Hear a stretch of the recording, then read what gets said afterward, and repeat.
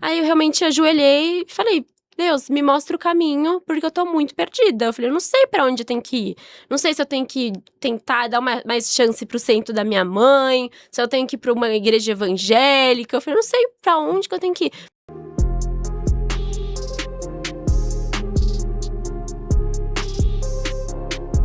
Sejam muito bem-vindos ao 11º episódio do Aquinotalks, o podcast católico que fala sobre fé, teologia, história e filosofia, além de outros temas relacionados à igreja no Brasil e no mundo. Meu nome é Lucas Simonetti, eu sou o host desse programa e é uma alegria ter todos vocês conosco em mais essa edição.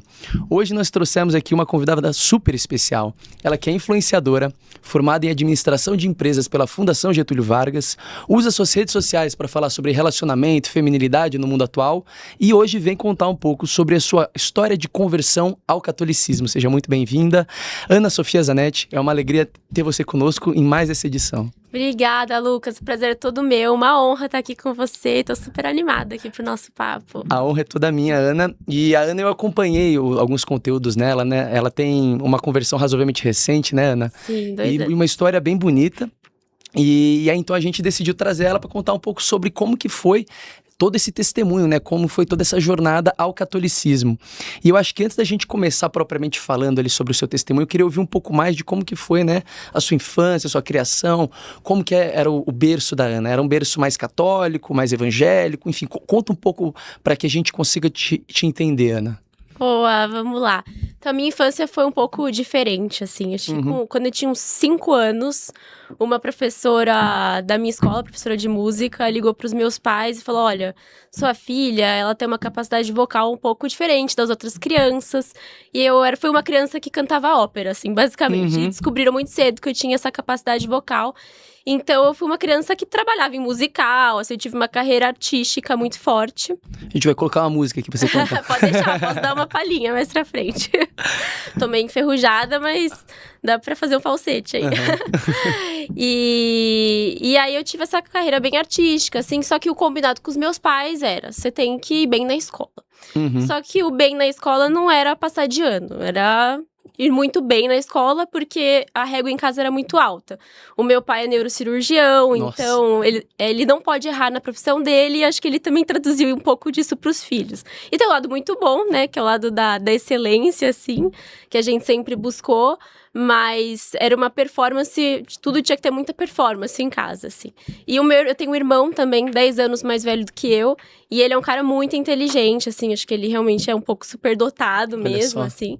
E então, tudo que eu fazia, assim, o meu irmão já tinha feito, então eu sempre quis estar no nível dele. Então era isso, eu tinha que ir bem ali nas minhas atividades artísticas, tinha que cantar, dançar, teatro, canto, piano, mas eu tinha que ir também muito bem na escola, assim, tirar 10, 9, e então foi sempre essa minha infância, assim, foi muito marcada por realmente essa busca pelo desempenho. Performance mesmo. Performance, exatamente. E aí, né, em relação à religião, né, o meu pai, eu não tive uma unidade religiosa em casa. Então, o meu pai, ele é da Congregação Cristã do Brasil, ele não era muito ativo, assim, na igreja, então ele teve a família do meu pai era muito forte, meu tio-avô era ancião da congregação e tal. E aí, só que o meu pai, desde mais novo, ele tinha as questões dele. Acho que o meu pai, eu posso dizer que ele é muito mais realmente um médico, assim, um defensor da ciência, né? Aquele, do que um irmão, assim, da congregação, né? Então, ele mesmo, quando era jovem, ele questionava meu avô e tal, e aí achava aquilo que não fazia tanto sentido, porque a congregação apela muito, né, pro lado mais emocional. E aí o meu avô falava, não, você só pode deixar de ir na igreja quando você pagar as suas contas. E aí foi isso que aconteceu. Quando meu pai começou já a pagar as contas dele, ele parou de frequentar a igreja, mas até hoje, quando ele quer retomar, enfim, quer ter mais esse contato com a fé, é a congregação que ele vai, assim, é a referência dele, né, de fé. E a minha mãe é espírita. Tá. Então você vê que realmente meu pai não era tão ligado, porque ele casou com uma espírita. É muito difícil, né? Você fez dentro da congregação.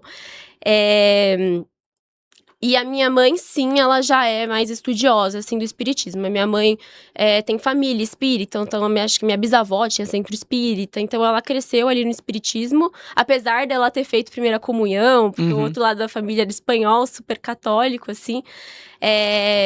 Mas acho que também tinha muito ponto de não entender tanto a fé. Então, ela conta que o padre falava até em latim, assim, com as crianças e tal. Caramba. Então, ela fala, poxa, eu não entendia nada do que o padre falava. E acho que ela se identificou muito mais com o espiritismo e seguiu essa linha. Então, ela realmente estuda, ela leu vários livros de Kardec. Então, a minha mãe, eu posso dizer que é uma espírita de verdade, assim.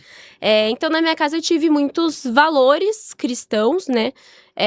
Então, a gente rezava, a gente tinha essa rotina, assim, de espiritual, assim. Principalmente puxada pela minha mãe.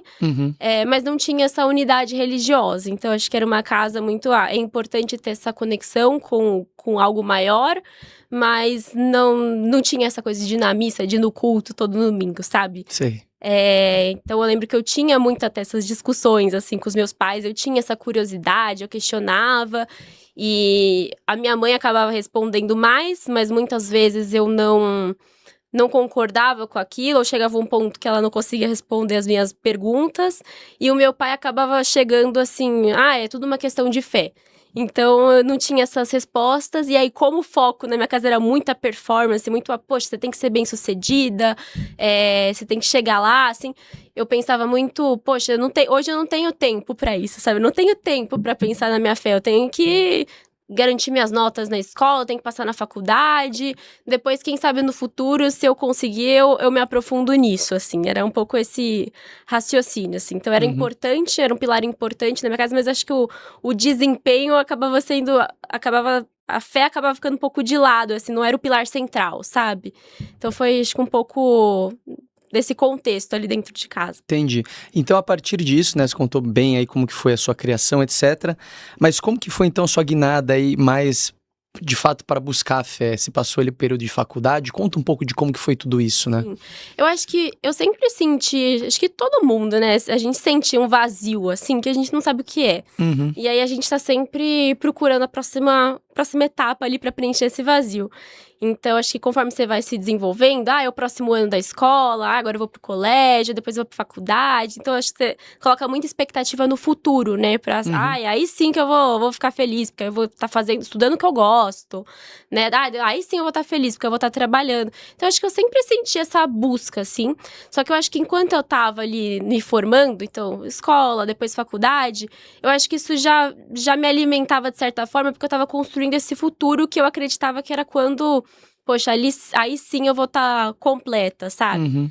Só que aí eu acho que quando eu me formei ali na faculdade, aí, poxa, parei de estudar, aí eu comecei a trabalhar, comecei a ganhar dinheiro, pagar minhas contas, e acho que ficar mais independente dos meus pais, a minha vida começou ali se moldar. Aí eu senti um vazio muito maior, assim, porque eu falei, poxa, será que a vida é isso? Eu comecei a olhar, assim, pras minhas amizades, sabe? Eu falei, poxa, será que a vida é realmente trabalhar pra caramba, pra chegar no final de semana e comer no Makoto, sabe? Falei, eu acho que a vida tem que ser mais do que isso, não é possível que o objetivo seja esse, sabe? E aí eu comecei a me questionar. E aí eu também tava trabalhando em consultoria na época, e eu também tinha meus questionamentos ali com consultoria. Eu falava, poxa, será que eu realmente tô ajudando as pessoas? Esse meu trabalho tá fazendo sentido, né? Porque acho que consultoria tem muito aquilo, você faz consultoria estratégica, né? Você faz o projeto, e aí você sai, você não sabe se o cliente vai, de fato, a empresa, né? Vai implementar aquele projeto, se de fato aquilo vai gerar valor. Então eu tinha muito essa dúvida, assim, será que meu trabalho, ele tá ajudando as pessoas, de alguma forma? Então, tudo isso começou a me incomodar muito, assim. E aí, até que chegou um dia, eu lembro que eu tava fazendo um projeto que eu tava detestando, não tava vendo valor nenhum, assim. E no meio dessas crises, assim, eu tava trabalhando de casa esse dia. Aí eu tava muito triste, tava, tipo, chorando, assim. Aí eu falei, quer saber? Eu vou pedir pra Deus me ajudar. Eu não tinha essa rotina de, orar todo dia. Eu orava, assim, quando eu tinha prova e precisava de ajuda, sabe? Era um pouco disso. Quando eu me sentia que eu precisava tinha alguma necessidade. Aí eu realmente ajoelhei e falei, Deus, me mostra o caminho, porque eu tô muito perdida. Eu falei, eu não sei pra onde eu tenho que ir. Não sei se eu tenho que tentar dar mais chance pro centro da minha mãe, se eu tenho que ir pra uma igreja evangélica. Eu falei, eu não sei pra onde que eu tenho que ir. Porque eu olhava e falava, gente, não tem nada a ver comigo, nenhum desses lugares. Assim, o centro eu não encontrava as respostas pras minhas perguntas. Eu olhava muitas vezes pras igrejas evangélicas, eu achava uma coisa muito emocional, assim, eu sou uma pessoa muito racional. E eu falava, não faço ideia pra onde eu tenho que ir. E eu falei, vou pedir pra Deus me mostrar o caminho. Realmente, ajoelhei e pedi. E aí, nisso, acho que deu nem uma hora depois, o meu amigo Luiz Americano, que era um amigo meu da faculdade, ele era um pouco mais velho que eu na GV, eu falava que ele era meu padrinho da faculdade. Eu conheço a peça. Ele é incrível, gente, ele é incrível. Ele mandou uma mensagem no Instagram, fazia muito tempo que eu não falava com ele. E ele falou, Ana, como é que você tá? Assim, totalmente despretensioso e tal. E aí eu comecei, nossa, Luiz, como você tá? Quanto tempo? E aí ele me diz, minha vida tomou um rumo um pouco diferente e tal. Aí quando ele falou isso, eu achei que ele tinha feito transição de carreira. Porque eu lembro que o Luiz sempre gostou de psicologia. Eu falei, nossa, acho que ele fez outra coisa, né? Aí, pra minha surpresa, não era uma transição de carreira, mas era uma transição de vocação, acho que era mais isso. Ele tava no seminário. Nossa. E aí eu falei, gente, acho que eu nem sabia o que era seminário, pra falar a verdade, assim. Aí que eu entendi, falei, gente, o Luiz vai ser padre, como assim? E o Luiz, assim, a minha lembrança dele era nas festas da GV, ele lá servindo cerveja pro pessoal, assim. O Luiz era esse cara, o cara do DA, assim.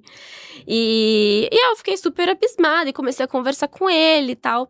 E aí, ao mesmo tempo, uma prima dos meus primos, que é a Júlia, beijo, Júlia, ela me mandou era uma publicação que era sobre santificação do trabalho de São José Maria Escrivá. E aí ela falou, poxa, eu lembrei muito de você quando eu vi esse post. Acho que eu tinha falado alguma coisa, assim, no TikTok, no Instagram, sobre... Porque eu sempre tive essa noção que o trabalho tinha que ter sentido. Acho que não nessa profundidade, mas eu sempre busquei isso. E aí ela viu e lembrou de mim e mandou mensagem. A mesma hora que eu tava falando com o Luiz. Eu falei, nossa, Luiz, olha que coincidência, minha prima me mandou esses santos da Igreja Católica e tal, olha que coincidência, você conhece? A gente falou, poxa, né, o fundador, né, do Opus Dei, se você quiser, eu posso te apresentar umas meninas de lá, elas vão adorar te apresentar a obra, vai sem compromisso, vai conhecer. Eu falei, bom, ou é muita coincidência, ou Deus não tá mandando um sinal, ele tá colocando um holofote, assim. Na falta de um, ele mandou dois, né? Exatamente. Eu falei, bom, eu vou. Eu não contei pra ninguém que eu ia. Porque eu tinha muitos preconceitos com a Igreja Católica. Quando eu falava, poxa, eu não sei o caminho, eu lembro que muitas vezes eu falava, poxa, eu quero me espiritualizar, mas eu sei que não vai ser Igreja Católica. Eu falava isso, assim, tenho certeza, assim. E então eu tinha muitos preconceitos, assim. Então eu falei, bom, eu já tenho os meus preconceitos, eu não quero juntar com o preconceito de mais pessoas. Então eu não contei pra ninguém, não contei pros meus pais, não contei pro meu ex-namorado da época. Eu só mandei a localização de onde eu tava indo. Falei, estou indo nesse lugar, tá tudo bem. Não se preocupem comigo, eu dou notícias. Foi isso. E aí eu fui e eu amei. Assim, foi uma meditação e foi algo totalmente racional, sabe? O padre falou, vocês têm que questionar, vocês têm que fazer perguntas, esse é o papel do verdadeiro cristão. E parecia uma aula de filosofia, pra falar a verdade, assim. E eu falei, gente, o que é isso? Eu tô numa aula de filosofia ou eu tô numa igreja, sabe? Então, eu nunca tinha ido numa missa, não fazia ideia de como me portar ali, da roupa que eu tinha que ir. Mas eu fiquei apaixonada, parecia que tava falando comigo mesmo.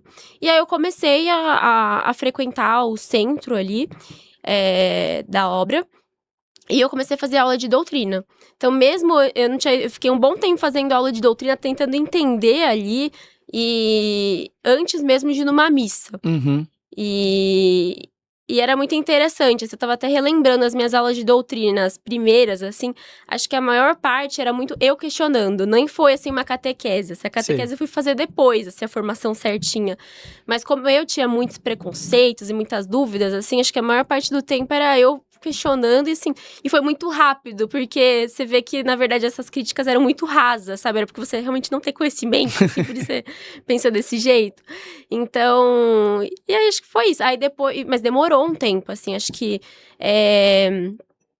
Eu acho que o maior desafio pra mim foi, na verdade, entender que Deus tem que ocupar o centro da sua vida, sabe? Uhum. E não como algo a mais. Eu acho que esse foi o maior desafio, porque é muito fácil hoje você colocar outras coisas na frente. Uhum. Então, eu lembro que na época eu comecei a estudar para MBA muito forte, eu queria fazer MBA fora.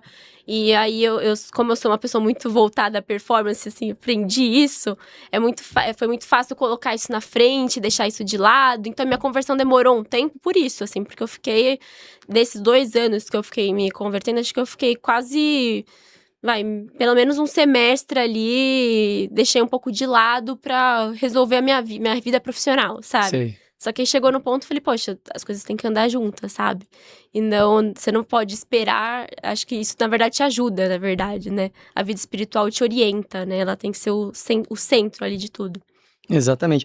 E assim, muito interessante. Acho que do que você está falando, assim, surgiram várias perguntas, né? Em primeiro lugar, você fez uma oração, Deus te responde com 2 pessoas, ou seja, Pois é. o sinal e a confirmação do sinal, você vai lá, encontra um centro da obra, começa a estudar, etc. E conforme você vai, então, buscando esses 2 anos de estudo e refletindo e estudando, etc., como que as pessoas ao seu redor começaram a, enfim, encarar essa situação? As pessoas começaram a se afastar de você? Surgiram outras amizades? Sim. Como que foi esse período? Eu acho que foi um pouco dos dois, assim, Lucas. Acho que no início, os meus pais, eles sempre, principalmente a minha mãe, acho que o espiritismo é muito assim, sabe? Ele é muito aberto a outras religiões, assim. Uhum. Então, o importante é acreditar em uma coisa, sabe? Esse racional, assim. Então, ela achou ótimo que eu me encontrei uma vida espiritual, assim. Uhum. Mas teve outras pessoas que nem tanto. Acho que eu demorei também um pouco pra também contar pras pessoas. Foi muito aos poucos, né? Mas eu acho que é muito mais um movimento nosso. Porque você começa a olhar ao lado e você fala, poxa, as pessoas que eu tô andando não pensam mais como eu. Sabe? Isso vai sendo gradual, assim. Então, até um tempo atrás fazia sentido as pessoas, as amizades, os relacionamentos que você tava. Você realmente gostava, você era parecido com aquele grupo de pessoas. Uhum. E aí, do nada, você começa a pensar diferente. Você começa a falar, poxa, não é o tipo de assunto mais que eu gosto. Não é meu objetivo. Então, é um processo muito bom. Porque você realmente a sua vida começa a fazer sentido, mas ao mesmo tempo é doloroso, porque você tem que. Acho que é um pouco. Você vai entendendo quem continua com você e quem vai ficar pra trás, assim. Uhum. Então, acho que foi um pouco disso. Acho que meu ciclo de amizade mudou bastante. Eu ainda tenho amizades antigas, assim.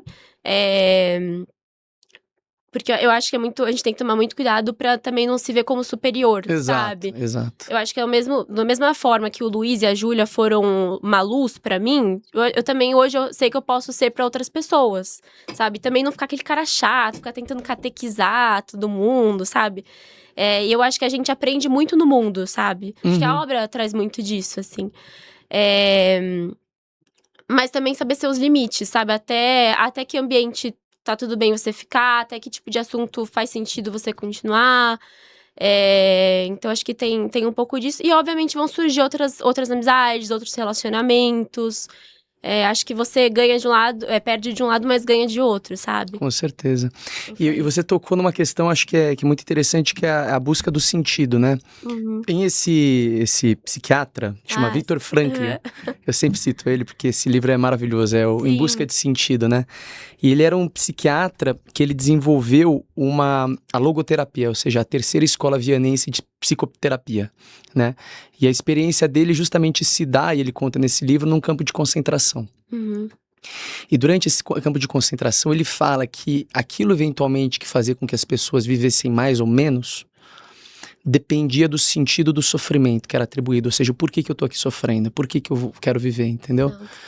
Então, isso que você está falando agora de querer o sentido para o seu trabalho, o sentido eventualmente para o sofrimento que a vida apresenta, o sentido para o seu dia a dia, se você não encontra ele, as coisas ficam muito mais difícil. Amargas, difíceis de Sim. suportar, né? Muito difícil. E justamente eu acho que, infelizmente, a geração atual, mas também as últimas gerações, pelo menos as 2, 3 últimas gerações, têm sofrido bastante com isso. Uhum. Né? Ou seja, a perda do sentido da vida E aí você tem uma eclosão de depressão, ansiedade, etc. Sim, Né? exatamente. Como que você vê isso hoje no mundo atual, sendo jovem, com as pessoas ao seu redor? Você vê essa ansiedade por busca de sentido? Como que tá isso? Sim, com certeza. Eu acho que é natural, né, do ser humano, acho que a gente sempre busca, porque a gente tem essa necessidade do transcendente, né? A gente tem essa necessidade de Deus, assim. Uhum. Só que a gente não sabe nomear, a gente não sabe o que é isso.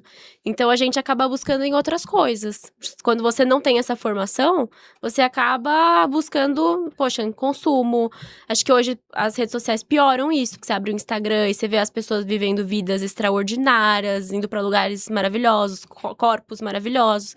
Então, acho que as pessoas tendem a colocar essa necessidade em outras coisas, sabe? Que também são difíceis de se alcançar. Ou mesmo que quando alcançam, quando conseguem, aí vê que não preenche, sabe? Então, eu acho que isso é muito comum, assim, na nossa geração. É. E você também contou bastante da questão da performance, né? Ou seja, a performance é uma coisa boa. Ou seja, como que eu posso dar o máximo de mim para obter o máximo de produtividade, essa produtividade poder também impactar a vida dos outros, do seu cliente, do seu chefe, da sua família, né, das pessoas ao seu redor, etc. Só que essa cultura de performance também ela é acompanhada de uma cultura extremamente laica, né? E uma cultura, às vezes, que é antirreligiosa. Total.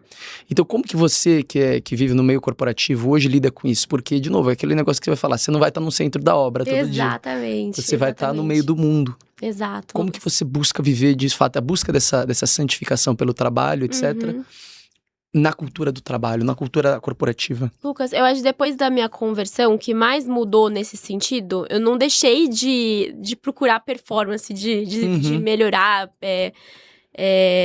ali no meu lado profissional, mas eu acho que eu mudei o sentido das coisas. Então, acho que antes, eu sempre falei que eu sempre tive autoestima elevada. Hoje eu olho e falo, poxa, eu não sei, porque é muito fácil, assim, poxa, você, uma mulher, eu me sinto bonita, tudo bem.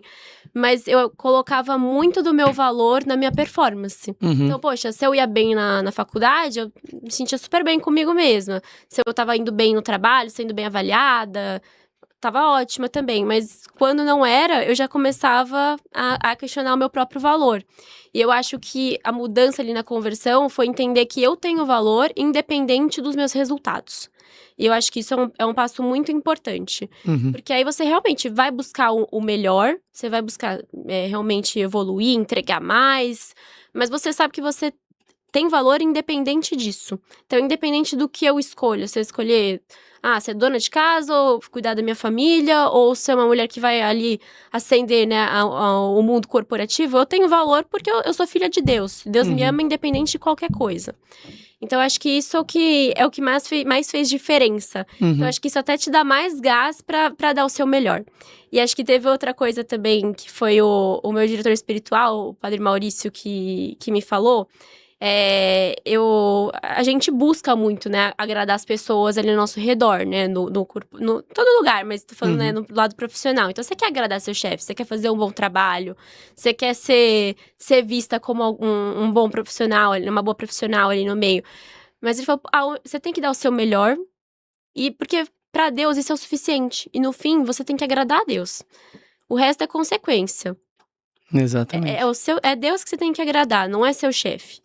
Obviamente, você quer agradar seu chefe, ótimo que agrade, mas você dando o seu melhor já é o suficiente pra Deus. Então, acho que é um pouco disso, assim, sabe? O foco nas pequenas coisas, né? Ou seja, aquela planilha que você tem que fazer com perfeição, naquele cliente que você tem que atender, eventualmente é um cliente chato, e você tem que se colocar. Porque com essas pequenas coisas você vai justamente santificando seu trabalho, né? Exatamente. Isso. E agora você, acho que retomando então um pouco da sua história de conversão, você parou ali na questão da sua formação, ou seja, doutrina, etc. E aí, efetivamente, você foi se batizar faz pouco tempo, né? Faz pouco tempo. Porque, como eu disse, acho que foi esse caminho de conversão não foi tão fácil, assim. Até o momento de eu virar a chave e falar, não, isso tem que ser um elemento central na minha vida, demorou um tempo, assim. Mas aí a chave, uma hora, acho que veio naturalmente, assim. Acho que o principal foi ali ter começado a frequentar a obra. E aí uma hora eu falei, poxa, mas será que eu realmente preciso deixar de ir na missa domingo pra estudar mais uma hora? Será que vai fazer tanta diferença assim, sabe? Acho que eu vi que eu tava perdendo muito mais do que eu tava ganhando ali. Tava me fazendo muita falta. E aí eu voltei a ir na missa, a frequentar.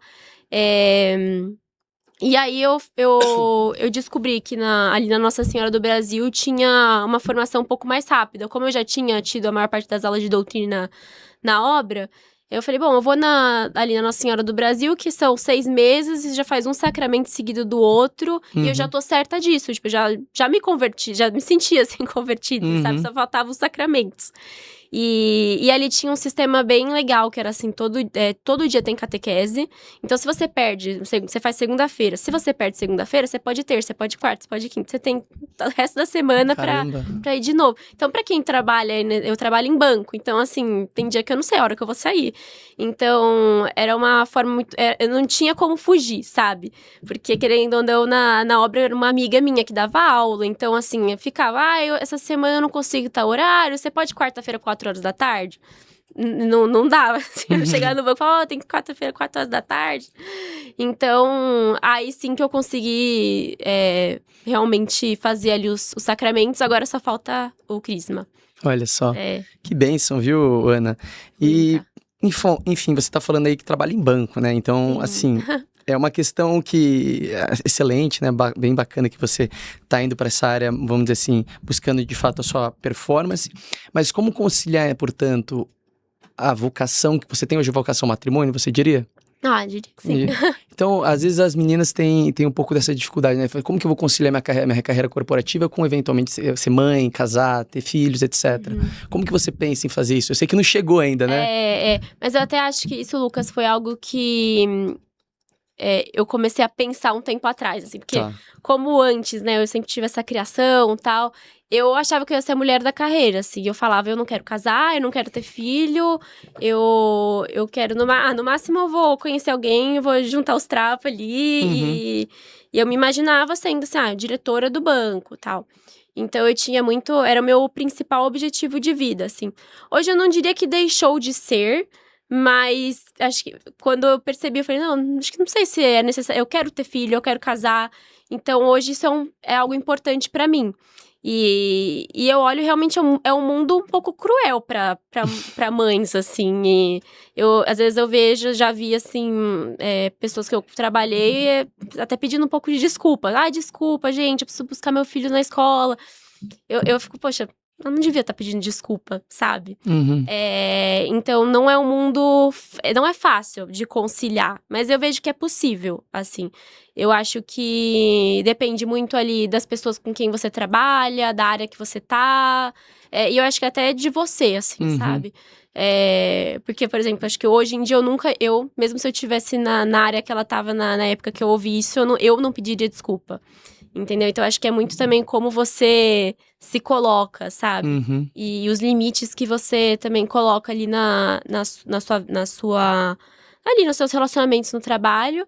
E eu acho que eu vi um curso do Padre Paulo Ricardo, das mulheres, ele fez para as mulheres, não lembro agora. Ele é maravilhoso, né? Ele é maravilhoso. E ele falou uma coisa que me marcou muito, assim, que vocês podem fazer tudo. Não é que vocês não podem, você só pode ser mãe, você não pode, ou você só pode, você tem que fazer essa escolha. Você pode fazer tudo, mas talvez não toda hora. Então, tem algum momento que você vai ter que focar mais na sua família. Vai ter um momento que você vai ter que focar mais na sua carreira. Então, acho que hoje eu tenho isso muito claro, assim, sabe? No momento, eu tô focando na minha carreira.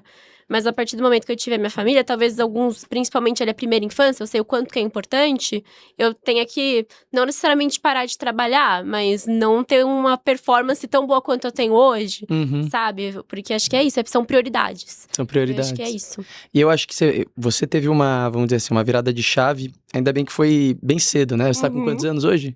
Tenho 25. 25, então bem cedo.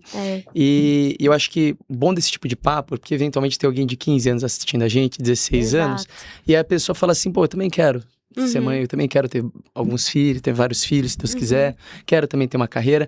Então, dessa forma, a pessoa consegue, vamos dizer assim, traçar já teoricamente um futuro, onde ela consegue encaixar uma coisa na outra. Exatamente. Né? Então, eu acho que é muito bom esse tipo de papo, ter esse tipo de testemunho, porque com certeza vai ajudar bastante gente. E eu acho que é muito individual, né, Lucas? Desculpa até te interromper, você já vai fazer a próxima pergunta. Não, pode ir. Eu acho que isso é muito individual, assim, eu acho que a gente tem que tomar muito cuidado hoje com o que a gente vê no Instagram, que às vezes a gente vê algumas fórmulas muito muito prontas, assim, tanto para um lado quanto para o outro. E cada mulher é de um jeito, cada casal é de um jeito, cada um tem a sua vocação ali profissional.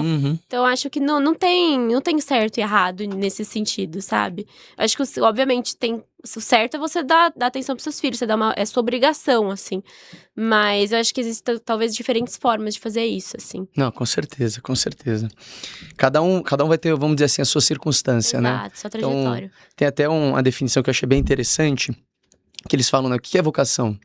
Vocação é um chamado que você tem, casado com as suas circunstâncias. Então, por exemplo, imagina que você tem um chamado a ser padre.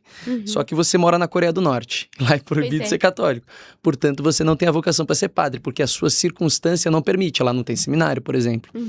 Então, é sempre uma questão de um chamado ponderado, articulado com a sua circunstância. Sim. Então, conforme cada pessoa, cada casal vai avaliar a sua situação, sua circunstância financeira, de geografia também, etc., aí você consegue fazer decisões que te ajudam a ponderar melhor as suas escolhas. Exatamente. Basicamente isso. E hoje você tem já um apostolado online, né? Eu vi que você já está contribuindo ali com seus testemunhos, etc. E você fala bastante de alguns assuntos, né? Feminilidade, castidade e fé, né? E eu queria abordar cada um deles, né? Principalmente com essa questão aí que eu acho que é a que mais polêmica que tem hoje em dia, que é a questão da castidade. Como que você entende isso? E qual que é a importância de se viver a castidade no mundo de hoje, num relacionamento, etc. Sim. Eu acho que até esse ponto é interessante, porque os meus pais, né, embora eu não tinha uma religião específica, eles sempre foram conservadores, assim. Então, eu cresci escutando, você tem que se valorizar, não pode sair ficando com todo mundo. Então, eu cresci com esses valores mais conservadores. Então, eu fui uma adolescente certinha, assim. E é até engraçado, porque o que a gente escuta na escola, na faculdade, dos amigos, é a mídia, né? Justamente o contrário. Não, você tem que sair, ficar com todo mundo, porque isso é liberdade, você tem que experimentar.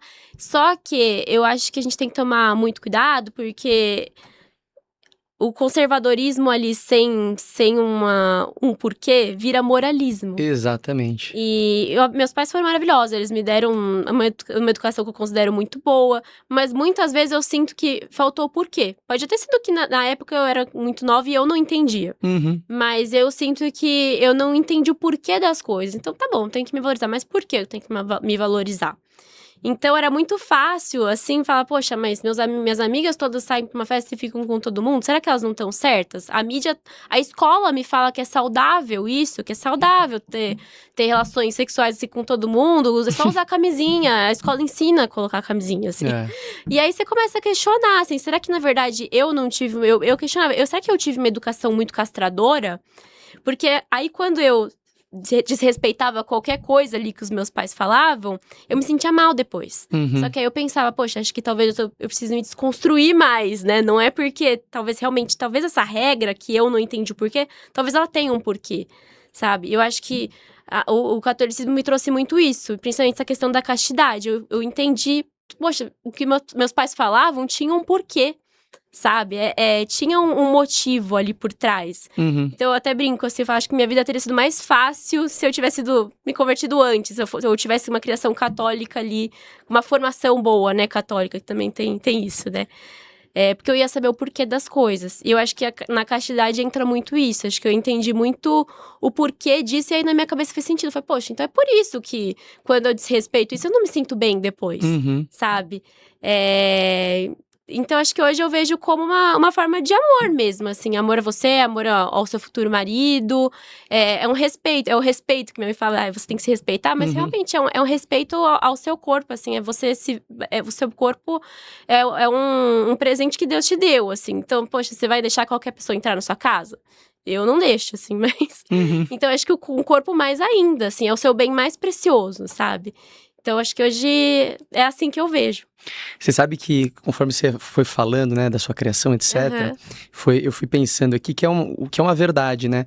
O Brasil, ele foi colonizado pelos portugueses e com os portugueses vieram os jesuítas, né? E o Brasil foi uma nação, pelo menos nominalmente católica, até a década de 70, 80, a gente tinha aí mais de 90% de católicos nominais. Porque nominais, que às vezes o cara fala que é católico, mas não sabe nada.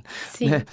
Mas, de qualquer forma, aquela sabedoria dos antigos, Vejo ela isso. pairava nessa cultura. Uhum. Ou seja, às vezes a Exato. pessoa não sabia dar um embasamento teológico. O porquê Uhum. que é bom viver a questão da castidade, porque é bom, eventualmente, você ser uma Sim. pessoa honesta, etc. Mas, culturalmente, por essa presença de séculos, né? Exato. Você criou uma consciência geral que ela fica, vamos dizer assim, no profundo da alma do brasileiro. Exatamente. E Ou isso tá seja, se perdendo, né? Exato. Infelizmente está se perdendo isso. Infelizmente. Então, eventualmente, quando a gente fala assim que a gente teve uma criação conservadora, etc., mesmo que os nossos pais não sejam nominalmente daquela religião, Uhum. aquela pressão cultural de séculos, ela ainda está presente na alma de cada um de nós brasileiros, Uhum. né? Exatamente. E isso, no final das contas, é até vamos dizer assim, um combustível para que a gente volte, Uhum. né, a viver Exato. plenamente essa fé. Exatamente. Então, eu achei muito, muito bacana aí que Legal. você falou dessa reflexão, a questão da castidade, porque é um assunto meio tabu ainda hoje, né? Ah, com certeza. Você fala disso numa roda de amigas, assim... Sim. Esse vai ser 30 contra 1. Exato. Mas como você vai casar sem fazer test drive? É o que você mais escuta. Exato. Não tem umas coisas. Sim, sim. Então é muito isso. Acham que você tá doida, assim. E você sabe da importância de ter testemunho de pessoas jovens falando sobre isso, sabe? Sim. Porque eventualmente você vê a tiazinha do Instagram lá com seus muitos e muitos anos Exato. falando sobre isso, o impacto que tem na garotada é muito diferente de uma menina de 25 Sim, anos. Com certeza. Né? Com certeza. Então, parabéns aí, inclusive, por essa obrigada. questão. E outro assunto que você aborda bastante é a questão da feminilidade, né? Eu sei que isso é mais voltado para o público feminino, mas Sim. como podem ter muitas jovens assistindo a gente, conta um pouco sobre essa questão da feminilidade, qual que é a diferença? E tem com certeza uma diferença muito grande entre feminilidade e feminismo. Eu acho que tem, na verdade, assim, eu comecei a falar sobre isso, na verdade, porque eu vejo dois extremos, assim. Eu vejo, né, você trouxe do feminismo, eu vejo a mulher empoderada, aquela mulher que faz questão de falar que ela não precisa de homem, que ela quer ter a vida dela ali individual, a carreira dela, e talvez o homem até entra como se fosse assim um objeto mesmo. Acho que tudo que muitas vezes elas criticaram no passado, né, a objetificação feminina, eu acho que hoje tá acontecendo muito com os homens, assim. Então, eu via esse extremo. E também via o extremo da mulher, daquela mulher, tradwife, assim, vai. A mulher camponesa, que fica em casa fazendo pão, e cuidando dos filhos, e sempre maravilhosa, assim. Então, eu falava, gente, acho que nenhum dos dois, assim, nem nada contra nenhum dos dois, assim. Acho que cada mulher é única. Mas eu acho que parece que só tem um ou outro, sabe? Ou você tem que ter uma vida extremamente individualista ali, focada na sua carreira e não ligando pra ninguém, ou então você tem que se anular, tem que ser uma mulher totalmente, assim, realmente submissa no sentido ruim da palavra, sabe? E aí eu comecei a falar por isso. Eu falei, poxa, será que no caminho talvez não esteja no meio, né? Então eu comecei a tratar desse tema justamente por isso, assim. Porque eu acho que você pode sim ser uma mulher que tem uma carreira, que trabalha, e que tem objetivos ali para além da validação masculina, né? Mas ao mesmo tempo, acho que tem questões ali próprias nossas que a gente tá deixando de lado, ou que muitas vezes o feminismo ensinou pra gente que é uma fraqueza. Então até tem um vídeo que eu falo, poxa, até os símbolos de força do movimento feminista, então, pô, parece aquela mulher com o laço na cabeça, com o bíceps, assim, né? Girl power. É um símbolo, é uma força, é algo masculino, né? Por que a força precisa ser masculina?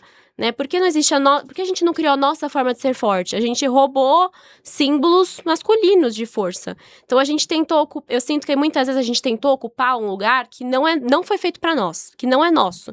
Inclusive no mercado de trabalho.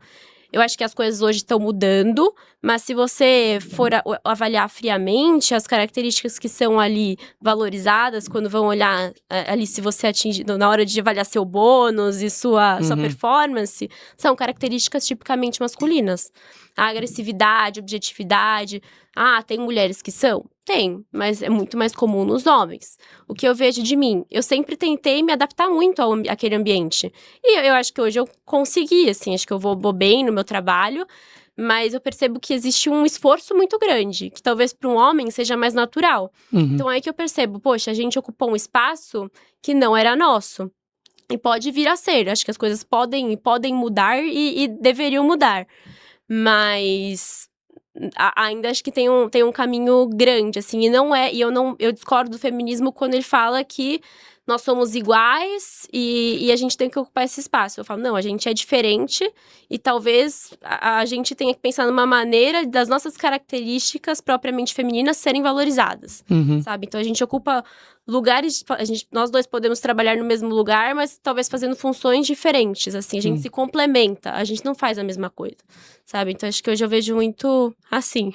E você sabe que eu acho que a mentalidade católica, ela traz bastante essa questão de a força justamente está na diferença. Exatamente. Porque, por exemplo, assim, a maior criatura já criada por Deus é uma mulher, que é Nossa Senhora, certo? Ou seja, até a própria noção da dignidade da mulher, ela é uma noção que vem de Cristo. Sim. Certo? Exatamente. Então eu acho que, eventualmente, só recalibrar para trazer essa visão católica de novo, eu acho que as coisas elas vão voltando para o lugar, né? Você pega ao longo da civilização cristã, você tinha as rainhas católicas, etc. Ou seja, sempre foi dado um lugar de bastante destaque para as mulheres, inclusive na igreja. Nós temos doutoras da igreja, Santa Hildegarda, você tem Santa Teresinha, Santa Edith Stein, Santa Teresinha do Menino Jesus, Santa Teresa d'Ávila, né? Enfim, mas é basicamente isso que você está falando, ou seja, essa noção de feminilidade que você tá trazendo, ela é uma noção realmente muito diferente desse feminismo que é apresentado hoje em dia. Mas me caracteriza essa feminilidade, porque às vezes essa palavra, a gente usa ela, mas às vezes a gente não consegue entender expressamente o que ela significa. Exato. Me fala na prática, o que é ser uma jovem feminina hoje? Eu acho que hoje virou muito estética, né? Eu acho que a gente tem que tomar cuidado pra não cair nisso, não achar que é só usar vestido e falar assim, entendeu? Eu não consigo falar assim, tem muitas meninas que falam, mas eu não consigo. Eu falo forte, não é virar uma senhora, jeito, né? Exatamente.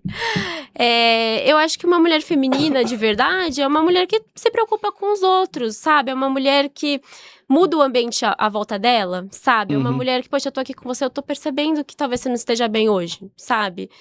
Alguém chega na minha casa, eu vou, poxa, você aceita um café? Eu quero fazer a pessoa se sentir bem, se sentir acolhida na minha casa. Pra mim, feminilidade é muito mais sobre isso do que sobre, usar um vestido branco de renda.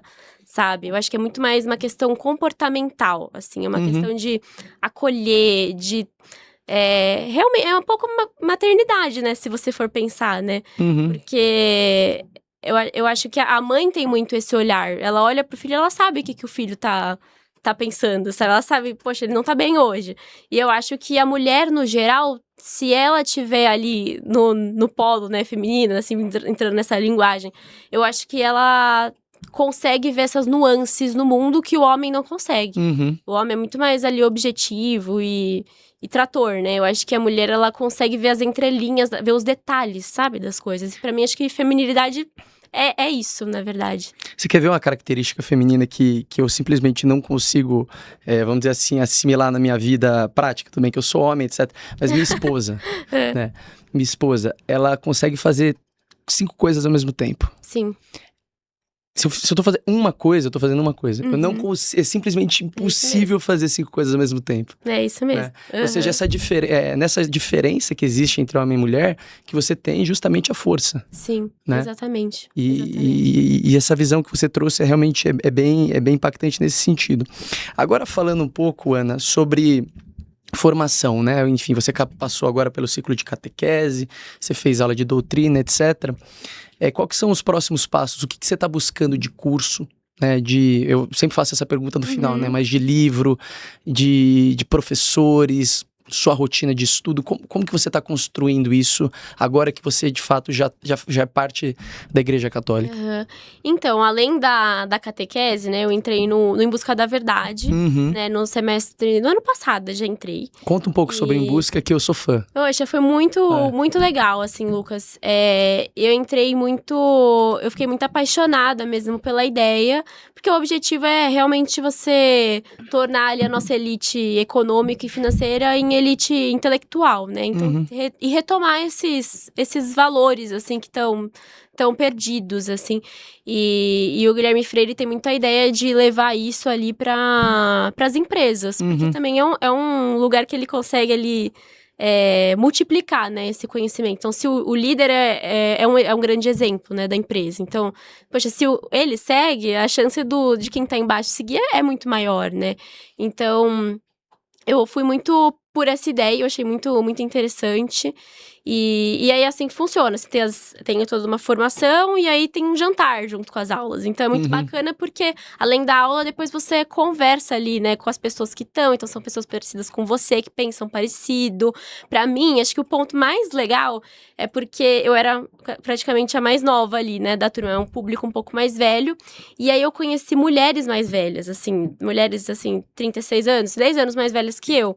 E muitas vezes até com a jornada muito parecida com a minha, sabe? Corporativa, Exato. Então, e aí eu vi mulheres que acabam de caminhos diferentes, assim, como elas estão hoje. E assim, fiz o exercício de assim, poxa, será que é essa mulher que eu quero ser? O que eu quero pra minha vida, sabe? Então foi muito bom porque eu tive essas referências ali dentro, assim, sabe? Acho que isso foi o mais rico, assim, ali. E fora isso, assim, acho que tem toda a bibliografia, né? Realmente das próprias aulas, os conteúdos em si. Mas acho que o que mais me agregou realmente foram as pessoas que eu conheci. E acho que fora isso de formação, acho que tem a obra também. Coincidentemente, nesse semestre, a obra, o encontro ali das meninas era no mesmo dia do EBV. Então, eu tô um pouco afastada da obra, eu quero retomar no próximo semestre. Eu sinto muita falta, realmente. E também acho que estudos individuais, assim, então leitura. Acho que um livro que fez recentemente, assim, que eu li, que me ajudou muito, assim, foi o livro da Edith Stein, acho que é A Missão da Mulher, alguma coisa assim. Agora, ele tem um título longo, assim, A Natureza e Sua Graça, não sei se você já ouviu falar. E eu acho que muitos conceitos, assim, fizeram um pouco as pazes na minha cabeça. Acho que ela traz muito essa questão do feminismo, o papel da mulher, a nossa missão. Ela tem uma visão muito equilibrada das coisas, assim, sabe? Então, acho que esse livro foi muito bom, assim, nesse sentido. E aí, fora outros livros, assim, acho que um pouco, talvez, mais básicos, mas que também foram importantes. Então, Cristianismo Puro e Simples. Eu realmente... Cristianismo Puro e Simples, ele é do Lewis. Do Lewis, Ele é muito bom. Acho que um outro livro que foi Não Vos Preocupeis, que foi o próprio Padre Maurício que me recomendou. E ele falou, foi antes de eu fazer os sacramentos. Ele falou, não, tenta ler super rapidinho, realmente é uma leitura muito gostosa, assim. E acho que ele explica muita coisa de um jeito muito fácil, sabe? Então, acho que de leitura, assim, recente, acho que esses foram muito bons, assim. Você fez alguns cursos também do Padre Paulo Ricardo, né? Ai, também, Conta é verdade. Pouco disso. Nossa, eu amo o Padre Paulo Ricardo. Eu tenho até uma piada com meus colegas de trabalho que às vezes eu confundo e falo Paulo Padre Ricardo. Assim, já virou... É muito parecido. Mas eu amo o site dele, eu tô sempre escutando. Então eu tô ali lavando louça, fazendo minhas coisas, eu tô ouvindo o padre, assim, fazendo escada na academia, ouvindo o padre. E eu acho ele muito inteligente, assim, então eu realmente, ele tem muita referência, né, impressionante. Ele é um intelectual, né, É um assim. intelectual. Sabe que eu conheci ele num retiro que eu fiz, mas era um retiro diferente, era um retiro de karatê. Não acredito. Ele é super, né, do karatê. Faixa preta em karatê. Gente, muito engraçado. Eu não sou do karatê, eu sou do jiu-jitsu, né? E aí você faz jiu-jitsu também, inclusive. Não, eu fiz uma aula experimental, mas gostaria de fazer, é que hoje não cabe isso na minha rotina, mas eu adorei jiu-jitsu, eu gostei muito, né? Eu gostei muito. Porque é muita técnica, não é tanta... Eu não gosto muito de... Não sei nem fazer o símbolozinho do soco, assim. Eu sou muito feminina pra isso. E o Guilherme Freire, né, ele que é do Em Busca da Verdade, ele tem bastante essa pegada do jiu-jitsu lá, né? Tem. Conta um pouco de como que funciona essa questão de, por exemplo, sei que até relacionado com esse tema, né, porque eu conversei algumas vezes com ele falava da importância de você desenvolver o seu corpo, desenvolver o seu intelecto e aperfeiçoar a sua espiritualidade, corpo, alma e espírito, né? E você busca, exatamente, é de Platão, né? Sim. Como que você tá buscando encaixar isso na sua rotina de alguma forma, cada um desses 3 domínios? Sim, eu até, na verdade, eu tenho que tomar cuidado pro corpo não passar, assim, porque eu acho que essa parte minha da performance, né, ela vem muito forte, assim. Então, antes de eu me converter, eu comecei a treinar e tudo mais, então eu tenho que tomar... eu não consigo fazer as coisas mal feitas, sabe? sabe? Eu não consigo, eu vou treinar pela saúde. Não consigo, assim. Chegou um momento que eu tava tendo rotina de atleta, assim. Eu tava pesando comida, tava treinando 2 vezes por dia, fazendo cardio outro horário, controlando batimento. Então, pra mim foi até o contrário, assim. Quando eu comecei a me converter, eu comecei a tomar cuidado pra realmente isso não offsetasse a minha vida. Não queria usar uma palavra inglesa, assim. Não tirar o foco da minha vida espiritual, né? Porque acho que era tudo que é exagero, né? Não é bacana, assim. E aí eu acho que pra mim foi o contrário. Então, hoje eu tento ele ter um equilíbrio. Então, poxa, eu treino, eu gosto. Acho que pra saúde, também pra estética. Acho que o catolicismo também não tem nenhum problema com esse tipo de vaidade, né? Você vê como um cuidado com as pessoas que estão ao seu lado, né? Mas eu tento equilibrar melhor essas coisas, assim. Eu acho que tudo isso é importante. Acho que você tem que estar bem fisicamente pra você ter uma vida de oração, pra você conseguir ir na igreja todo dia. Então, até uma curiosidade engraçada é que eu vou pra Aparecida em outubro, vou fazer Dia 12? Não é dia 12, é mais no final do mês. Tá, porque eu falei, você não vai conseguir chegar ali. Mas eu vou fazer a caminhada. Eles são só 120 quilômetros, não são muito, mas, por exemplo, esse tipo de coisa, você tem que ter saúde, Nossa, né? você sabe que eu sempre morri de vontade de fazer essa caminhada aí? Eu te conto, é o caminho da fé, né? Porque tem também tem o pela avenida ali, você tem o também pela natureza ali que o pessoal faz. Esse eu acho que é na natureza, é ali nas estradinhas, aí você vai passando ali nas casas, você dorme realmente nas casas das pessoas, e é muito bonito. É muito lá legal. Os gringos têm lá em Santiago de Compostela, que eles fazem ali, que vai da França até Compostela, né? Deve ser incrível também. Deve ser maravilhoso. Nossa, essa experiência aí, eu nunca fiz, tá? Mas assim, quem puder, faça. Acho que a gente tem um privilégio aqui no Brasil de poder ter um santuário mariano como esse. Exatamente. Não tem como não fazer, né? Exatamente. E aí você, então, tá planejando em fazer essa caminhada e acho que até, já engatando em uma outra pergunta, é na questão justamente da vida de oração, né? Porque essa caminhada é uma caminhada muito de crescimento espiritual. Sim, então, o pessoal normalmente reza o terço, tem o senso de comunidade, de ajudar o próximo. Tem um cara que tá precisando de um copo de água, você vai lá e cede a sua, etc. Como que você tem buscado, ou pelo menos... Eu sei que sua conversão é razoavelmente recente, né? Mas qual que é o seu plano de agora em diante para crescer nessa dimensão mais espiritual? É terço, é missa, é Bíblia? O que você tá... pensando, eu acho que é um pouco de tudo, né? Eu acho que é tomar muito cuidado, porque é muito fácil outras coisas tomarem espaço, assim. Porque acho que o mundo não vai perguntar se você foi na missa hoje, sabe? O mundo vai perguntar se você entregou o relatório. É isso, é muito fácil você desviar. Assim, realmente, você tem que ter disciplina. Igual você tem disciplina com a academia, você tem que ter disciplina com as suas obrigações ali espirituais. Mas ao mesmo tempo, eu acho que a obra traz muito isso, que aquilo lá, ele tá com você, sabe? Então você não precisa necessariamente você pode falar com Deus o tempo inteiro, sabe? Então eu acho que hoje eu tento fazer muita oração mental mesmo, assim, e conversar com Deus. Eu tenho tentado ir na missa além de domingo, é algo que eu gostaria de... realmente fazer praticamente um desafio. Não, tem que ir, sabe? Tem que ir. Porque depois que eu recebi a primeira comunhão, você entende. Aí sim que você entende o que é a missa, sabe? Conta um pouco disso aí, como que foi? Foi engraçado, porque eu imaginava que o batismo ia ser, nossa, revelador, assim. E realmente é maravilhoso, mas... eu coloquei, acho que, muita expectativa no batismo, porque pra mim era mais significativo, né? Mas a minha primeira comunhão foi algo muito mais... Me tocou muito mais, assim, porque realmente é Deus ali, sabe? Então eu nunca me senti daquela forma, assim. Acho que foi aí que eu verdadeiramente entendi, porque acho que muitas vezes os padres falam, né? Vai ser a maior felicidade quando você encontrar Deus no céu. Você nunca vai sentir uma felicidade dessa aqui na Terra.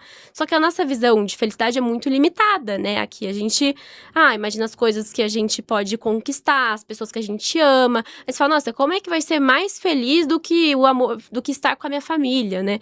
Acho que até esse ponto eu me marcou, porque era sobre, e se meus pais não forem pro céu, tipo, como é que eu vou ser feliz lá, entendeu? Uhum. E aí eu falava, gente, mas é isso, como eu vou ser feliz se as pessoas que eu amo não estiverem comigo? E aí eu ficava muito com essa dúvida. E aí lá eu entendi.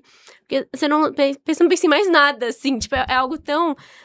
você vê realmente a diferença, assim, quanto você é pequeno e quanto Deus é grande e quanto você nasceu pra Deus, sabe? Assim, você é dele, assim. É uma emoção, foi uma emoção muito forte, assim, que eu senti. E não deu nem pra racionalizar muito, assim, foi só... Realmente eu enxerguei a minha pequenez e não tive problema com isso, assim. Eu vi que realmente a gente nasceu pra ele. Nossa, que testemunho. E eu acho que o que é legal dessa questão, né, que você estava falando, toda vez que você medita acerca da Eucaristia, a gente fica cada vez mais impactado e arrepiado. Porque a questão é o seguinte, Deus se escolheu fazer presente no alimento mais simples do mundo. Deus que é imensurável, né, que Exato. sustenta tudo quanto existe, escolheu estar presente substancialmente num pedacinho de pão. Exatamente. Que é o alimento mais simples que tem, é o alimento milenar que é o pão. Exato. E no vinho também, né? Exatamente. E é muito interessante. E como que foi para você entender essa questão da Eucaristia, né? Tem várias doutrinas católicas que, vamos dizer assim, elas têm uma base filosófica e teológica extremamente complexo de entender. Uma delas é a Eucaristia, o conceito de transubstanciação, etc. Como que foi para você assimilar que Deus estava realmente presente num pedaço de pão? Eu acho que os milagres eucarísticos, acho que eles ajudam muito, né? Nesse sentido, assim. E aí, quando você começa a ler aquilo, você fala, não tem como negar, sabe? É contra fatos, não argumentos, assim. Mas acho que depois de ter sentido na minha pele, acho que aí já... Eu até brinco, assim, né? Quando eu conto, acho que a minha conversão, né? Foi muito racional, né? Pra eu ir lá tirando minhas dúvidas. Mas o que me fez ficar foi muito mais ali os sentimentos, assim. Porque depois... Você fala, gente, eu sou completa agora, sabe? Aquele buraco preencheu. Então é o que eu sinto, não tem mais o que argumentar. Não adianta alguém vir com outro argumento pra mim, porque agora eu já sei, sabe? Já não tem como negar, eu me sinto completa, sabe? Eu acho que é a mesma coisa com a Eucaristia, assim. Acho que você vê ali, poxa, todas as histórias, você fala, nossa, realmente faz muito sentido. Mas a partir do momento que você tá com aquilo, você comunga ali, tá com aquilo na boca, ali, poxa, você fala, não tem como falar que não, sabe? Então, É uma alegria imensurável, né? É imensurável, exatamente. E bacana, Ana, acho que algumas outras questões que eu gostaria de tratar aqui nesse podcast também é justamente o seguinte, né? Você veio de uma criação que não tinha uma unidade religiosa. Mas por que você não escolheu, por exemplo, né, só para tentar entender também seus motivos, a questão do espiritismo, por exemplo? Qual que foram as suas barreiras ali com relação a essa doutrina em específico? E como que você encontrou, vamos dizer assim, mais sentido no catolicismo? Sim. Acho que ali entre a religião da minha mãe e do meu pai, o espiritismo é onde eu mais acabei me aprofundando. Porque até a minha mãe também estudava mais. A minha mãe frequenta ainda o centro. Então era bem comum, né? Minhas férias, eu ia com ela no centro. A minha mãe dava, tipo, catequese. Não era catequese, né? Mas ela era, tipo, a professora das crianças ali. Ela fazia esse trabalho voluntário. Então, era bem comum eu ir com ela. E aí, eu ficava lá com as crianças quando eu era criança. E aí, quando eu era mais velha, enquanto ela tava com as crianças, eu assistia as palestras. E tomava passe. E aí, só que aquilo, acho que primeiro, assim, lá no centro, né? Aquilo nunca me tocou. Eu não entendi. Eu achava um pouco... muitas referências juntas. Então, assim, até quando eu comecei a frequentar, né, a obra e entender o catolicismo, pra mim foi um choque realmente entender que o espiritismo não é uma religião cristã. Porque no centro espírita se fala muito de Jesus. Então, nas palestras era sempre a palavra de Jesus, o importante é seguir os ensinamentos de Jesus. Eu falo, como eles não são cristãos, gente? Eles falam sempre de Jesus. Só que, e aí caiu numa dúvida que eu tinha muito forte ali. Jesus, no espiritismo, ele não é Deus. Ele é um espírito iluminado, que como eu e você, passou, né, teve várias reencarnações, até que ele chegou num momento que ele atingiu aquela elevação espiritual, né, que eles falam. Então, eu tinha esse problema, eu falava, poxa mãe, mas vocês falam tanto de Jesus. um dia eu posso chegar no nível dele, pela lógica de vocês. Porque você concorda, se você pode voltar várias vezes, você tende à perfeição. Uma hora vai dar certo, uma hora você vai acertar. E aí eu questionava isso pra minha mãe, ela falava, não, mas ninguém nunca chegou. Eu falei, tá, mãe, mas um dia vão chegar. Se é infinito, uma hora vai dar certo, uma hora alguém vai chegar. Então eu tinha muito esse problema, assim, eu falo, poxa, se Jesus é tudo isso, né, por que eles falam tanto? Se é só mais um mestre espiritual? Também deve ter tido, poxa, que o espiritismo nunca, por exemplo, os santos da Igreja Católica, eles também vão falar que são pessoas com um elevado nível espiritual, ali, um nível, eu posso estar falando a palavra errada agora, mas não, mas deu pra entender. Exato. Então, eu tinha esses questionamentos, assim, não fazia muito sentido na minha cabeça, assim, sabe? Outra coisa, reencarnação. Eu acreditava em reencarnação. Porque ela explica, né? Se você for entender, a lógica faz sentido. Então, poxa, você tá passando por coisas difíceis na sua vida hoje, tem uma explicação. Porque nas outras vidas você fez coisas erradas e agora você precisa aprender. E o espiritismo, ele considera que você mesmo pede por isso. E isso também não fazia sentido na minha cabeça. Eu falo, por quê? Agora eu sou uma pessoa aqui nessa vida, que eu sou malvada, que eu faço mal pras pessoas. Por que quando eu morrer, quando eu desencarnar, que eles usam esse termo, eu vou entender tudo? Eu vou ganhar consciência? Isso não fazia sentido na minha cabeça. O que vai mudar? Que vai cair minha ficha. Eu vou falar, nossa, realmente, eu fui uma pessoa muito ruim. Me manda de novo, que eu vou tentar de novo. E me manda com uns desafios mais difíceis, né? Então, essa lógica não fazia sentido na minha cabeça. E eu questionava muito a minha mãe, assim, na época. Eu ficava debatendo, assim, falando, mãe, não faz sentido. E acho que ela até ficava chateada, mas realmente era curiosidade, não era eu queria entender, porque eu queria, poxa... Queria que aquilo fizesse sentido na minha cabeça. Porque de tudo que eu conhecia, o espiritismo é o que mais respondia, né? Comparando com outras coisas que eu tive acesso, outras, né? Por exemplo, a religião do meu pai, que no fim ele só falava, não, mas é a vontade de Deus. O espiritismo tinha explicações, né? O espiritismo, ele tenta ser uma religião que anda mais ali com a ciência, por exemplo. Então, acabou sendo, do que eu conhecia, acabei me aproximando um pouco mais ali do espiritismo. Outra coisa que a reencarnação explicaria, né? Os dons. Então, poxa, isso por exemplo, eu cantar com 5 anos.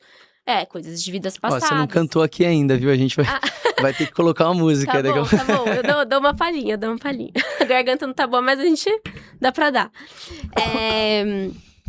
Então eu falo, poxa, faz sentido, né? Então eu canto com 5 anos sem ter nenhuma aula técnica, mas é porque eu aprendi. No passado eu fui uma cantora, na vida passada eu fui uma cantora. Mas eu falava, poxa, mas eu não era Ana Sofia na vida passada, sabe? Eu falava assim, gente, eu gosto de ser Ana Sofia. Será que eu era o Jorge? Tipo, era, sei lá, era carpinteiro? Tipo, não faz sentido. Eu não sou ele, entendeu? E a minha personalidade? E o meu temperamento, né? Então, eu tinha esses incômodos, assim. Eu falava...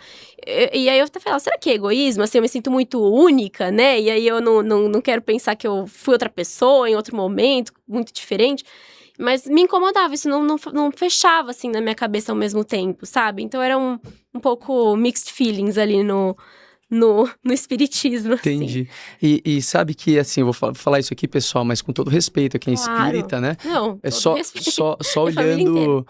olhando para a questão da doutrina mesmo, do espiritismo, olhando do ponto de vista teológico, né? Uma questão que me toca bastante é a questão de que o espiritismo, ele me parece ser uma religião perennialista. O que significa isso? Que ela consegue encaixar as diferentes religiões que existem num mesmo fecho de abóbada. É né? isso mesmo. Então, por exemplo, assim, ela consegue transitar entre o catolicismo, entre o protestantismo, entre o islamismo, entre o hinduísmo. Por quê? Porque ela consegue, vamos dizer assim, ser o fecho de abóbada entre todas as religiões. O problema com isso é o seguinte, se Cristo é o caminho, a verdade e a vida, o que é a verdade? Não as verdades, o caminho, a verdade e a vida.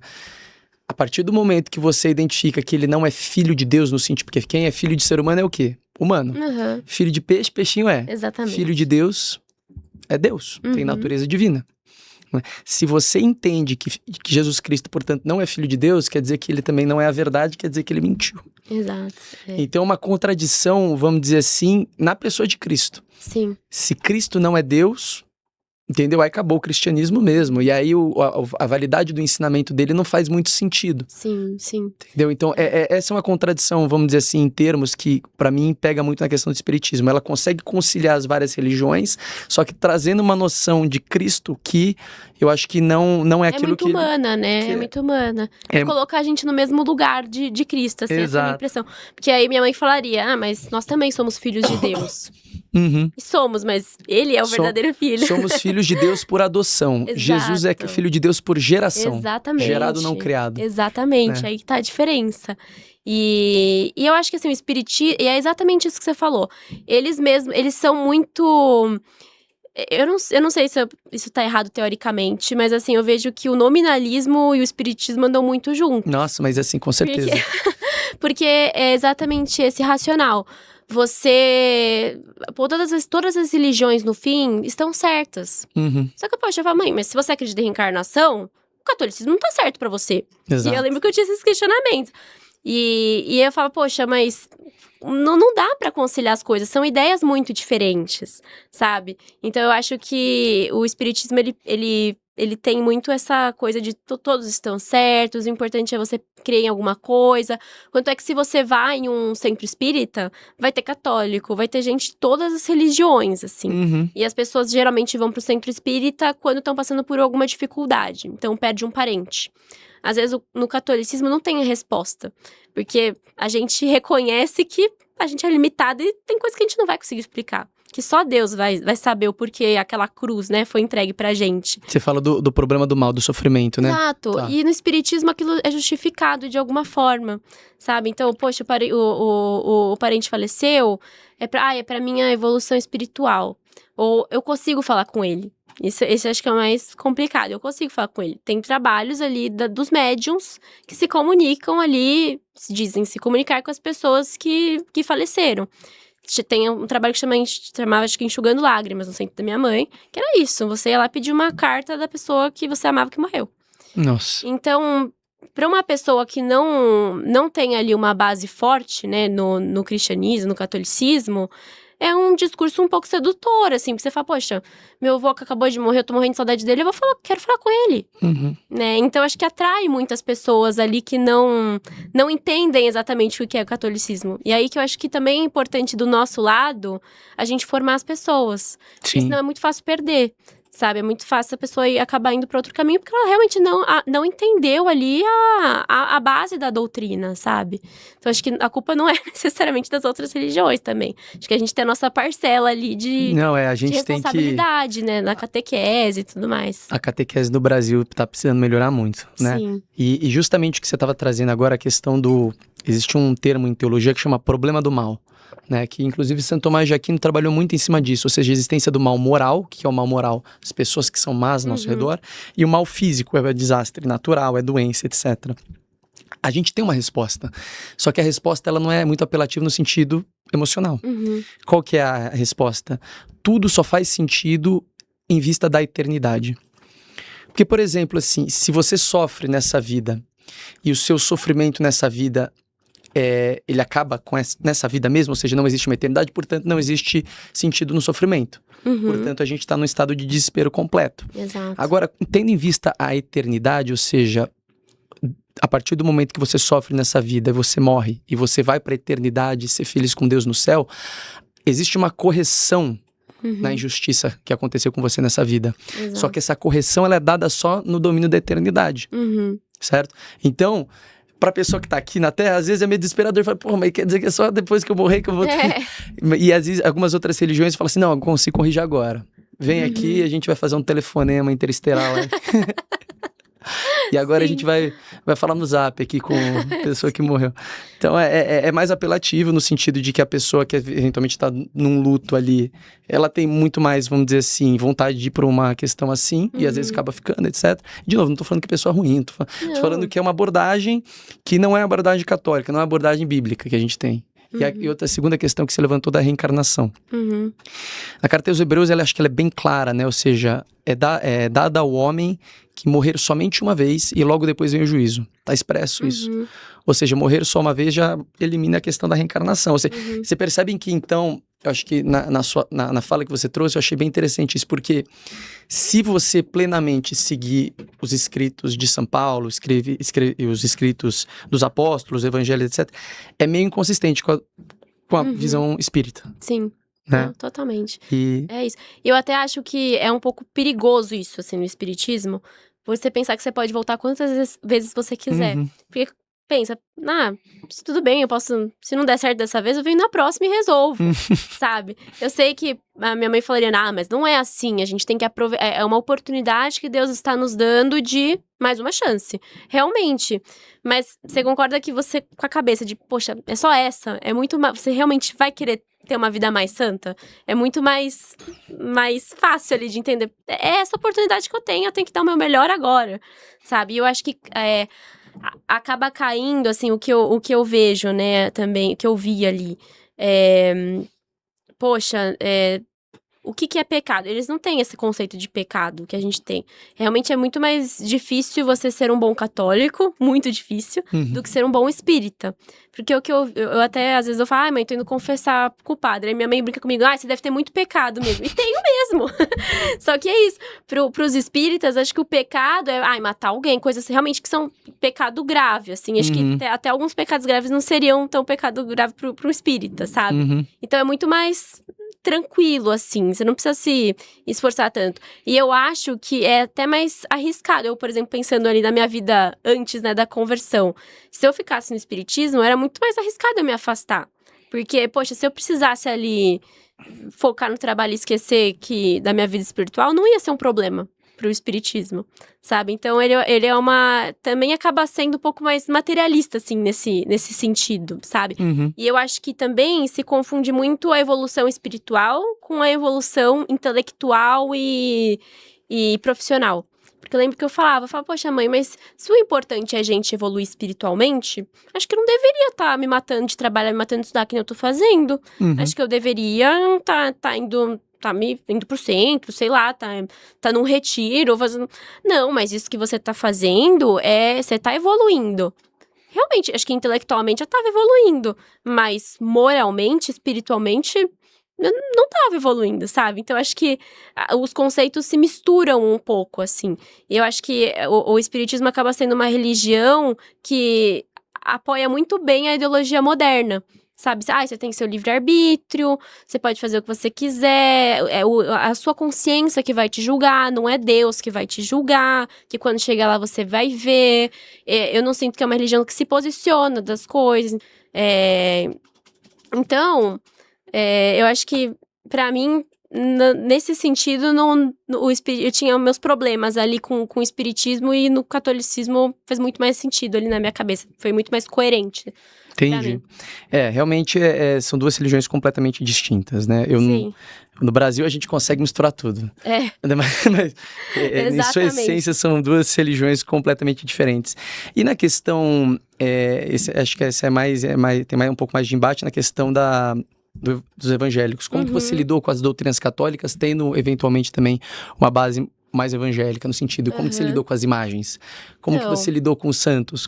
Eu não tive problema com isso, porque como o meu pai, ele era bem afastado da igreja, assim, não posso dizer que meu pai era crente, assim, não era, assim. Então, eu não tive essa questão, né? Eu acho que o espiritismo aceita muito bem isso, o espiritismo até traz os santos, muitas vezes, como espíritos, né, iluminados. Então, foi muito mais, acho que, mudar minha cosmovisão, assim, do que realmente a ter algum embate. Entender que os santos, o que são os santos, sabe? São modelos, né? Modelos são de vida. Modelos, exatamente. Acho que foi muito mais nesse sentido. E aí, com a parte ali do meu pai, até cheguei aí em culto da congregação, mas a congregação não tem estudo bíblico. Então, acho que tem muitas vertentes ali evangélicas que tem um estudo bíblico bem forte, né? A congregação não tem. Então, eles acreditam ali que o ancião é iluminado. Não sei se eles usam esse termo Inspirado. agora. Inspirado, exatamente. Ele é inspirado ali na hora da palavra. E aí, o culto, assim, são muitos hinos. Vão várias pessoas dar testemunho. E aí, eu lembro que eu vi os testemunhos e eu falava, gente... impossível, assim, sabe? Umas coisas muito doidas, assim. Apelando muito pra emoção e gritando, glória a Deus. Eu não me identifico com isso, assim. Então, das poucas vezes que eu fui, eu falei, gente, não é isso. E eu sentia muito um preconceito. E acho que até aí, né? A minha mãe é espírita, meio doido, né? Um moço da congregação casar com uma moça espírita. Pra todo mundo que eu conto, que conhece minimamente a congregação, fica, como assim, né? E então eu vi o preconceito muito forte com a minha mãe dentro da família. A minha mãe nunca foi aceita pela família do meu pai. Nunca. Minha mãe era a nora perfeita, assim. Pra qualquer sogra, assim. E a minha avó nunca aceitou a minha mãe. Nunca aceitou a minha mãe. E a minha mãe não entendia que era por isso, assim, sabe? Que era por causa da religião dela. Então eu cresci vendo a congregação muito excluindo as pessoas. Então, se você é de outra religião, se você... muito julgamento, assim. Isso dentro da família do meu pai, tá? Principalmente. Mas era a noção que eu tinha ali de congregação. E até quando você ia na congregação, por exemplo, com uma roupa, com batom vermelho. Esquece, assim. E aí eu até tinha esse receio com a igreja católica também, porque eu vi isso na congregação. Só que é muito diferente, porque na igreja católica, ninguém vai falar que é certo você, por exemplo, ir com uma roupa que não é modesta na missa. Mas ninguém vai... Óbvio, assim, sempre tem as pessoas sem noção, assim. Então, ninguém vai falar, é certo isso, quando na doutrina tá falando que não é.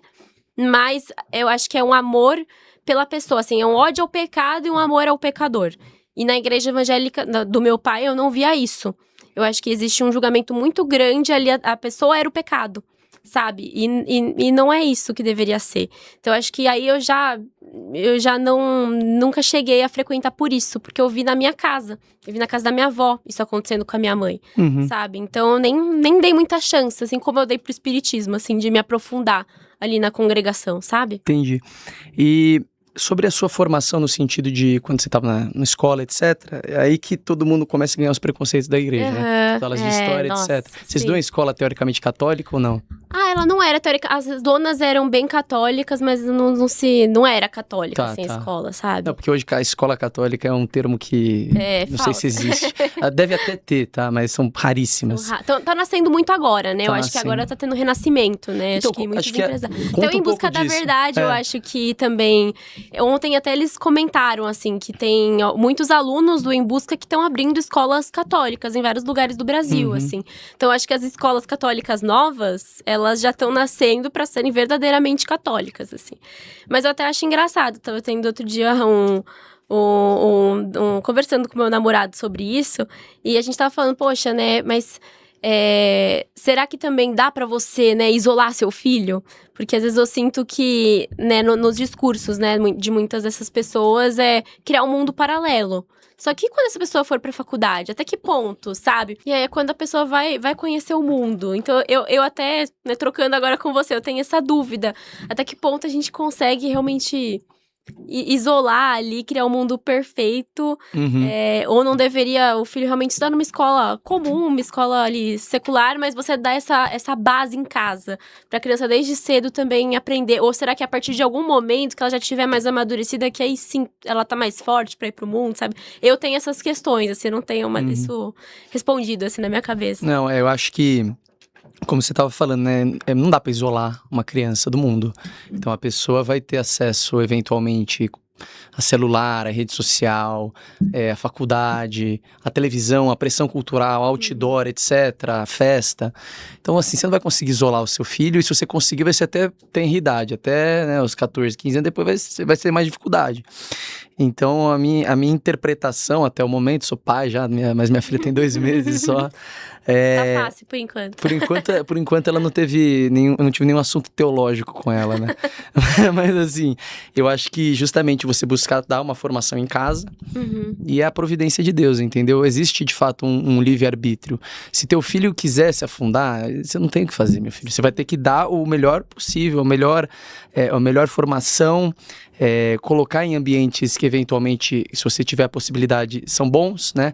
Mas a salvação de fato ela é individual. Sim, né? Exato. Então a gente tem que confiar em Deus, a gente tem que dar uma boa formação em casa, eventualmente colocar em boas escolas católicas, mas a gente não consegue, por exemplo, decidir para o nosso filho se ele vai pecar ou não. O pecado é individual, né? Eu acho que o importante é ele saber pra onde voltar. Exato. Assim, sabe? Então, acho que muitas pessoas acabam, mesmo com família bem católica, acabam se desviando ali, mas ela sabe pra onde ela volta. Se tudo der errado, ou mesmo que não der e sentir aquele vazio, ela sabe pra onde voltar. Acho que isso é o mais importante mesmo. Exato.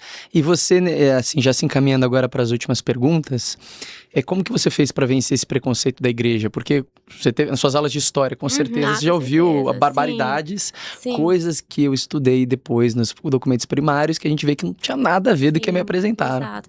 E mesmo assim, a minha escola não era católica, mas ela era uma escola mais conservadora. Tá. Então, acho que eu achava muito doido que quando eu fui pro colégio, aí eu descobri que os professores, a maioria eram de esquerda. Tá. Porque até o meu 9º ano, meus professores eram todos de direita, assim, muito louco, muito raro. Mas mesmo assim, né, quando a gente, aula de história, assim, era... assistir aquele filme, O Nome da Rosa, e falava, nossa, olha como a igreja católica é a idade das trevas, olha como era opressora, olha que ela detinha o conhecimento e não queria compartilhar. Então, e olha como era rica, né, e as pessoas passavam fome, até hoje, passando fome, a igreja católica cheia de ouro. Então, eu tinha esses preconceitos, assim. E eu acho que foi na obra mesmo, foi nesses questionamentos, muitos deles eram em relação a isso. Né? Então, eu realmente questionava. E até acho que o preconceito moral, você fala, nossa, são tantas regras, né? Por que isso, né? Por que é tão duro, assim? E aí você começa a entender, porque as respostas são muito objetivas e muito estruturadas, né? Porque a doutrina faz muito sentido, né? A doutrina é isso. Então, você entende que os nãos, na verdade, são sims para uma vida mais feliz. Você entende que a Igreja Católica é a instituição que mais faz caridade no mundo. Então, como é que você pode dizer que não, que absurdo esse ouro? Né? Como é que você vai manter essa máquina rodando se não tiver a beleza, né? A beleza faz parte. Então, essas perguntas foram sendo respondidas e eu vi que, na verdade, não fazia sentido nenhum esses preconceitos. Foi realmente conhecendo. Você tocou agora a questão da igreja ser a maior instituição de caridade do mundo, isso é verdade, tá? Existe um documento que a igreja solta todos os anos, chama Anuário Estatístico, né? E ali você vai ver todas as obras de caridade e aquelas obras também que têm um impacto social que a igreja administra ao longo do mundo. Então, por exemplo, assim, são mais de 62 milhões de alunos que são educados, são centenas de dezenas de hospitais, orfanatos, leprosários. Então, mas a igreja é rica, etc. Enfim, olha onde está indo o dinheiro. Pois é. Você acha que é barato administrar tudo isso? Ou seja, quem fala tanto assim, será que você está fazendo a sua parte também? Ou será que você só está tacando pedra? Fica esse disclaimer aí. Pois é. Mas mesmo. Perfeito. Ana, que testemunho, viu? Que bacana conversar com você. Muito bom. E assim, fico super lisonjeado de você. Primeiro podcast que você me contar seu testemunho. Podcast. Foi muito bom estar aqui com você, Lucas. E muito saiu bom. muito bem, muitíssimo bem. A gente já até aproveitando aqui, você que está conosco até agora, por favor, se inscreva no canal, curta, compartilhe, comente aqui embaixo o que você achou do testemunho, dê outros assuntos que a gente pode tocar no futuro. Com certeza a Ana vai voltar ainda muitas vezes. Vai ser o maior prazer. Vou esperar o convite. Não, com certeza já está feito já. E Ana, agora para nossa última pergunta que a gente sempre faz, você até acabou respondendo isso ao longo do podcast, você até falou, mas cite 3 livros que te ajudaram bastante nessa sua trajetória de fé e que você acha que as pessoas em casa podem, de fato, se edificar com esses livros. Perfeito. Com exceção da Bíblia, a gente sempre fala isso, porque a Bíblia é para todo mundo ler, tá? Com certeza. Acho que eu já fui citando, né, mas acho que o da Edith Stein, que eu comentei, A Mulher, Sua Natureza e Sua Graça. A gente coloca tudo aqui na descrição, tá, pessoal? Isso. A gente vai colocar o nome certinho com o link aqui na descrição. Eu acho que principalmente para as meninas, porque eu acho que ela traz muito essa visão mais equilibrada, acho que da nossa missão. Então, acho que realmente toda mulher deveria ler. O segundo que eu falei é o Cristianismo Puro e Simples. Acho que para quem tá começando é muito bom, assim. Ele não é... O autor não é católico, né? Mas eu acho que ele explica realmente os princípios. E foi muito bom até para eu entender ali a diferença de questões do espiritismo e do catolicismo. Entender diferentes sentidos ali das duas. Então, eu acho que ele é um livro... te dá uma base boa, sabe? E por fim, o que foi o meu diretor espiritual que me recomendou, que é Não Vos Preocupeis. Acho que é Léo 13 o nome? Léo 13, bacana. Léo 13 que fala. Que ele tem uma fé explicada também, exatamente, né? É o mesmo. E a fé explicada também é muito bom. Acho que ele também dá essa base muito legal, assim como o Cristianismo Puro e Simples, mas aí já é Ele é católico, né? Mas é um livro muito gostoso, muito leve de ler. Você realmente consegue entender ali os sacramentos de uma maneira muito, muito leve. Assim, é uma leitura muito boa e muito edificante também. Então, acho que esses 3 livros são muito bons, assim, pra Bacana. E Ana, essa teoricamente seria a última pergunta, mas eu vou fazer mais uma. Ah, oba! Tá? Para aquela menina que tá em casa agora assistindo a gente, assistindo o seu testemunho, que eventualmente não se encontrou na fé ainda, dá um conselho para essa pessoa. Como que você acha que ela pode recuperar o sentido da vida, eventualmente tá passando por alguma depressão, etc. Dá um conselho para essa pessoa que tá te assistindo. Lucas, eu acho que essa pessoa realmente, acho que tem que fazer ali o que eu fiz, assim, o que eu posso trazer pela minha experiência. É realmente falar com Deus e pedir uma direção, né? A gente pode falar, é o catolicismo, a gente pode falar, mas eu acho que se a pessoa tá perdida e são tantas opções e ela escuta tantas referências diferentes, acho que só tem uma verdade, né? A verdade é Deus. Então, poxa, se coloque diante dele, né? E peça. Acho que não tem como a gente não ser atendido, sabe? Uhum. Acho que talvez não tenha um holofote como eu tive, né? Acho que cada trajetória ali é individual.